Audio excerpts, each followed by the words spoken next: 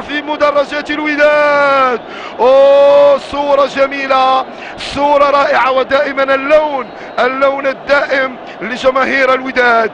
هذا تيفو باي ماروكو، صنع بالمغرب. هذا تيفو لا مجال للتقليد، فلا تركيا العملاقة ولا الصين العظيمة لا شركتها يمكن ان تنتج مثل هذا التيفو. تيفو رائع، تيفو رائع.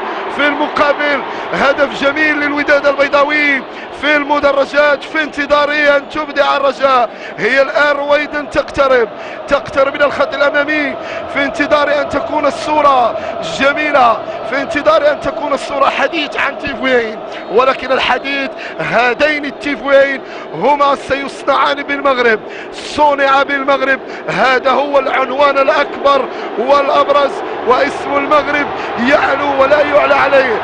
نتابع انه النسر الرجوي يمد جناحه ليرفع الرجاء من الهزيمة.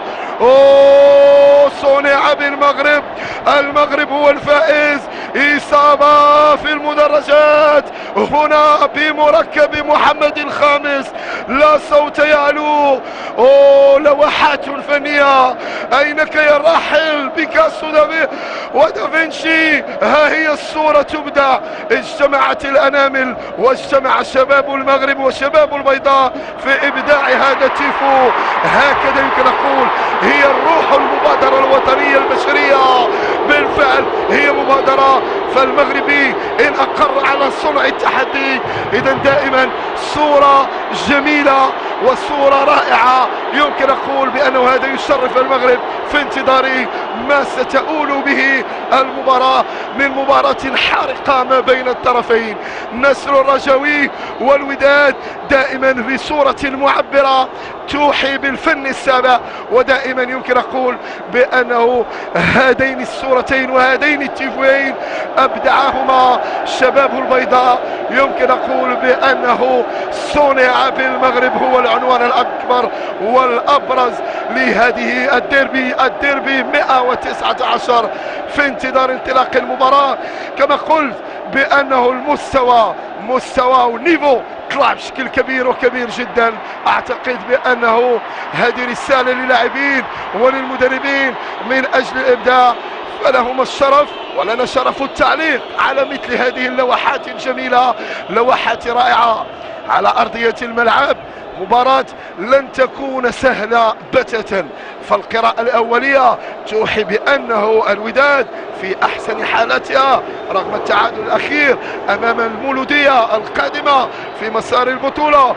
أوه تخرج عن العادة تيفو آخر، تيفوين يا رباه. نتابع تيفوين رائعين. اوه اشارات جميلة وصورة رائعة، صورة اكثر من جميلة. برافو. هذا ما يمكن ان نقوله في حق البطولة الوطنية. الوداد والرجاء البيضاوي جماهيرهما ابدعت بشكل كبير وحضاري، وهذا ما نتمناه. احسن صورة اعتقد بانه المغرب مغرب رياضي بكل المقاييس من الجمهور الان يعطي الرسائل والاشارات القوية. شاهدوا هي اشارات جميلة ومعاني فيها اكثر يعبران على حب النادي. اكيد بانه الفن السابع ونجوم الفن السابع سيطروا في لوحات، وهذا يحيي بأنه المغرب منفتح على كل الثقافات وكل الفنون. إذا صورة جميلة نتابعها هنا. أعتقد بأنه ليست الملاعب البرازيلية ولا الأوروبية تخطف الأضواء، فأكيد بأنه صورة الديربي تعطي رسالة بأنه المغرب مغرب كل الرياضات وكل الفنون. برافو صراحة نفتخر بكم ونعتز بانتمائكم، وكما قلت هي رسالة إلى الكل بأنهم المغاربة قادرين على أن يتفننوا وفنانون بطبعهم. إذا تحية لكل الجالية في كندا العزيزة، وأيضا في الولايات المتحدة الأمريكية وفي أوروبا وفي كل بحار العالم. أعتقد بأنه الجماهير المغربية هي في كل مكان دائما ترافق، ودائما هي تتمنى أن تكون حاضرة في الديربي. فأعتقد بأنه هذه الصورة رسالة جميلة. قراءة الفاتحة وأعود إليكم. إذا كانت هذه قراءة فاتحة على المستشارة الملكية السيدة زليخة نصري، والتي وفتها المنيا بحر هذا الأسبوع. إنا لله وإنا إليه راجعون.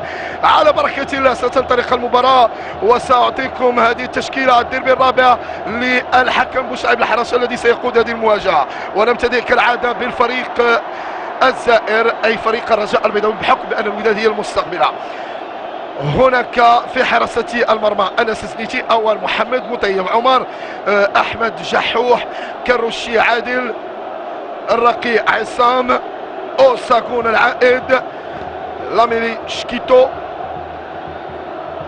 هناك بنون بدر، حفيظي عبد الإله، الوادي عبد الكبير. هذه التشكيلة الأساسية لفريق الرجاء، تشكيلة احتياطية. هناك الصالحي ياسين، الصبار وليد،